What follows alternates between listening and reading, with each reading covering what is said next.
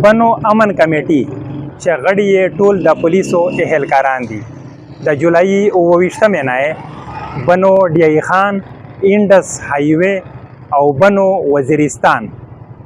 دغه ترمنځ ټول شاهرای تړلې دي د دوی غوښتنې دي چې په بنو کې د 1309 نه تړل شوی انټرنیټ او موبایل سرویسونه دې بحال کړل شي د دوی غړي چې د بنو څخه نور ځایونو ته بدل شوي دي پولیسو اداره دې هغه پریکړه واپس واخلي او درېیمه د دوی غوښتنه ده چې بنو ته کم نوی راغلی ډي پی او دی هغه دې بیرته د بنو نه بدل کړل شي د دوی د لارو د بندیز د وجې په زرګونو مالبردار ګاډي او نور عام ټریفیک ولاړ دی چې خلک یې د یو شمېر ستونزو سره مخ دي په بنو کې ځایي خلک وایي چې د پولیسو فورسز او د کمیټې ترمنځ روان دغه کړکېچ په وجه سره دلته د دوی ژوند هم اغیزمن شوی دی کله نه دا کمیټي او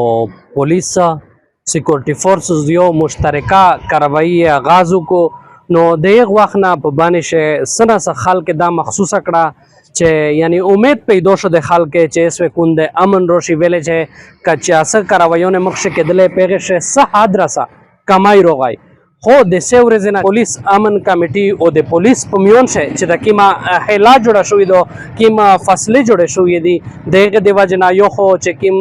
امن کمیټي د سړک بند کړي دي خلک ته ډیر زیات تکلیف تا